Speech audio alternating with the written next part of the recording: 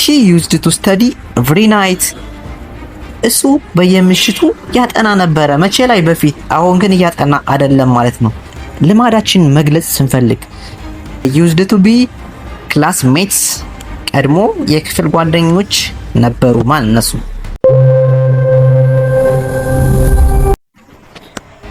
ሰላም የእንግሊሽ ስቴፕ ባይ ስቴፕ ቲዩብ ቻናል ቤተሰቦች እንዴት አላችሁ? በዛሬው ዕለት ስለ ሶስት ዋና ጠቃሚ ፖይንቶች ከኔ ጋር እናያለን ማለት ነው። ዛሬ የምናየው ስለ used to be and used to have ስለ እነዚህ ሶስት ፖይንቶች በደንብ ኢን ዲቴል ግልጽ በሆነ መንገድ እናያለን ማለት ነው። አብራችሁኝ ቆዩ። የመጀመሪያው ፖይንት ምንድነው? used to ነው። used to ምንድነው? ልማድ፣ አደርግ ነበረ፣ የሆነ ነገር አደርግ ነበረ ማለት ስንፈልግ የምንጠቀምበት ማንነው used to ነው ማለት ነው። የሆነ ነገር አደርግ ነበረ ልማዳችን መግለጽ ስንፈልግ የምንጠቀመው used to ይሆናል ማለት ነው። it talks about a past habit or repeated action that no longer happen now በተደጋጋሚ ይደረግ የነበረ ድርጊት አክሽን፣ ነገር ግን አሁን ላይ የቆመ ድርጊትን መግለጽ ወይም አክሽንን መግለጽ ስንፈልግ used to እንጠቀማለን ማለት ነው።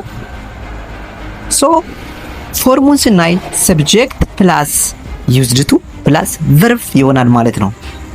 በዚህ ፎርሙላ መጠቀም እንችላለን። ለምሳሌ ኤግዛምፕሎችን እንይ። ኤግዛምፕሎቹን ስናይ አደርግ ነበር፣ ያደርግ ነበር፣ ታደርግ ነበር፣ እናደርግ ነበር፣ ያደርጉ ነበር ማለት ስንፈልግ አይ፣ ሺ፣ ዳይ፣ ዊ ያልን መጠቀም እንችላለን ማለት ነው። ፎር ኤግዛምፕል I used to play football ቀድሞ እግር ኳስ ጫወት ነበረ። ቀድሞ እግር ኳስ ጫወት ነበረ ማለት ስንፈልግ used to plus verb በመጠቀም I used to play football ብለን መግለጽ እንችላለን ማለት ነው። ይሄን አሁን እያንዳንዱን እየቀያየርን she used to play a football ስንል ምን ይሆናል ማለት ነው? እሷ እግር ኳስ ትጫወት ነበረ ማለት ይሆናል ማለት ነው። ሌሎቹንም ሰብጀክቶች እየተካን ማየት እንችላለን። she used to study every night እሱ በየምሽቱ ያጠና ነበረ። መቼ ላይ? በፊት። አሁን ግን እያጠና አይደለም ማለት ነው። በፊት ይደረግ የነበረ ድርጊትን ስንገልጽ በዚህ መንገድ መግለጽ እንችላለን። ባጭሩ used to ይሄ ነው ማለት ነው። ምን ማለት ነው? የቀድሞ ልማዳችንን፣ የቆመ ልማዳችንን፣ ድርጊታችንን መግለጽ ስንፈልግ የምንጠቀምበት used to ይሆናል ማለት ነው። ፎርሙላው used to subject plus used to plus verb አድርገን መጠቀም እንችላለን ማለት ነው። ሁለተኛ used to been ስናይ ደግሞ እንደዚህ አይነት ባህሪ ነበረኝ፣ እኔ እንደዚህ ነበርኩኝ፣ እሷ እንደዚህ ነበረች፣ እነሱ እንደዚህ ነበሩ ማለት ስንፈልግ ማንን እንጠቀማለን ማለት ነው? used to been ማለት ነው። it describes a past state, job, condition or identity that is no longer true ምን ማለት ነው? ቀድሞ የነበረ ሁኔታ ወይም ማንነት ወይም የሥራ ሁኔታ መግለጽ ስንፈልግ used to be እንጠቀማለን ማለት ነው። ፎርሙላን used to be plus ምን እንጠቀማለን ማለት ነው? noun ወይም ደግሞ adjective መጠቀም እንችላለን ማለት ነው። used to be plus noun or adjective ብለን መጠቀም እንችላለን። ኤግዛምፕሎችን one by one ስናይ I used to be shy ቀድሞ አይናፋር ነበር ማለት ስንፈልግ I used to be shy ማለት እንችላለን። he used to be a teacher ቀድሞ መምህር ነበረ። she used to be a nurse እሷ ቀድሞ ነርስ ነበረች ወይም እሷ ነርስ ነበረች ማለት ስንፈልግ they used to be classmates ቀድሞ የክፍል ጓደኞች ነበሩ ማለት እነሱ። እኛ ያን መግለጽ እንችላለን። we used to be neighbors ቀድሞ ጎረቤት ነበርን፣ አሁን ግን አይደለንም ማለት ነው። ሌላኛው ፖይንታችን used to have ይሆናል ማለት ነው።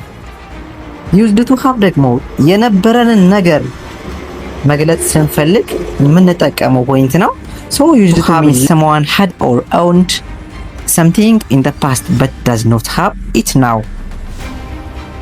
ቀድሞ የነበረ ወይም የነበራቸው ነገር አሁን ግን የሌለን የሌለ ማለት ነው። እንደዚህ አይነት ሀሳቦችን ስንገልጽ ዩዝድ ቱ ሃቭ እንጠቀማለን። ፎርሙን ስናይ ዩዝድ ቱ ሃቭ ፕላስ ናውን ይሆናል ማለት ነው። ሶ እያንዳንዱን በኤግዛምፕል እናያለን። ነበረኝ፣ ነበራት፣ ነበራቸው፣ ነበረን ማለት ስንፈልግ ነው ማለት ነው ይሄንን ፍሬዝ የምንጠቀመው። አይ ዩዝድ ቱ ሃቭ ኤ ካር፣ መኪና ነበረኝ። ሺ ዩዝድ ቱ ሃቭ ሎንግ ሄር፣ ረጅም ፀጉር ነበራት። they used to have a big house, ትልቅ ቤት ነበራቸው።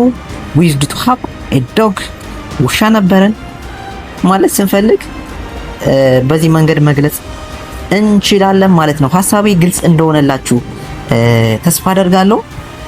ጄነራላይዝ ስናደርገው in short used to አደርግ ነበር፣ እናደርግ ነበር፣ ያደርግ ነበር፣ ያደርጉ ነበረ ማለት ስንፈልግ የምንጠቀመው ፍሬዝ ነው። ፎርሙም used to ፕላስ ቨርብ አድርገን እንጠቀማለን። used to have ላይ ስንመጣ ነበረን፣ ነበራቸው፣ ነበራት፣ ነበረው የሚሉ ሴንቴንሶችን መግለጽ ስንፈልግ ነው የምንጠቀመው ፎርሙን። ፎርሙላው used to have ፕላስ ናውን ነው ማለት ነው። ሶስተኛው ፖይንት ደግሞ used to be ነው። እንደዚህ ነበርኩ፣ እንደዚህ ነበርን፣ እንደዚህ ነበረች ማለት ስንፈልግ የምንጠቀመው ነው ማለት ነው። ሶ used to be ፕላስ ናውን ብለን ናውን ኦር አድጀክቲቭ ብለን ፎርሙላውን መጠቀም እንችላለን። ሶ ይህን ይመስል ነበረ። ያልገባችሁ ሐሳብ፣ አስተያየት፣ ጥያቄ ካለ ኮሜንት ላይ መጠየቅ ትችላላችሁ። ለቤቱ አዲስ የሆናችሁ ቅን ልብ ያላችሁ ቤተሰቦቼ ሰብስክራይብ እና ላይክ በማድረግ አበረታቱኝ። እናንተ አንድ ሰብስክራይብ እኔን በጣም ያበረታታኛል። ቀጣይ አሪፍ ቪዲዮዎችን ይዤላችሁ እመጣለሁ። እስክንገናኝ ሰላማችሁ ይብዛ። እወዳችኋለሁ።